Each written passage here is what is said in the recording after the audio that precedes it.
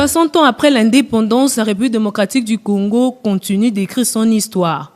Un récit que la première dame de la République tient à raconter au féminin. Ce lundi, Denise Nyekeru Tshisekedi est allée à la rencontre de l'une des plus influentes femmes politiques du pays. Catherine Nzuziwambombo traîne derrière elle une impressionnante carrière dans le milieu politique où très peu de femmes osent et se distinguent. Femme de poigne, intelligente, déterminée et ambitieuse, Madame Catherine a traversé et conquis des générations et les époques. Des qualités que la première dame apprécie à juste valeur. En fait, je suis venue voir notre maman. C'est une maman pour moi qui est un vrai modèle, une battante. Et je voulais juste la connaître mieux, qu'elle me parle un peu de Congo, Zaïre et puis Congo encore, et de son expérience, de tout ce qu'elle a pu faire pour le pays. C'est ça vraiment la signification d'une femme forte, voilà une. La date du 30 juin impose à tous un devoir de mémoire. Cet anniversaire doit nous pousser à se rappeler de celles qui ont laissé leurs empreintes dans divers domaines.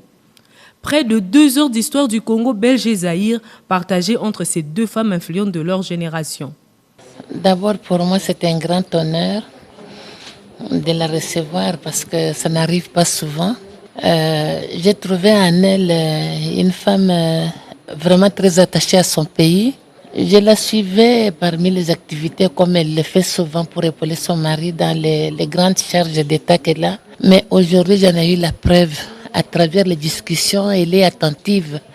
Quand une personne est attentive à ce qu'on lui dit, c'est qu'elle y trouve un intérêt. Le temps qu'on a mis ensemble, qu'on a échangé, montre l'intérêt qu'elle a d'apprendre ce qui s'est passé dans ce pays, ce que nous faisons, ce qu'on peut faire pour faire marcher le pays, parce que le développement de la RDC a besoin des efforts de tout le monde, et surtout de nous les femmes. À l'exemple de Nzuziwambombo, plusieurs autres comme Sophie Madeleine Kanza, Maman Angebi Engeyamoseka, pour ne citer que celle-là, mérite une reconnaissance nationale. Congo au féminin, c'est le concept mis en place par la première dame de la République pour honorer ces femmes fortes.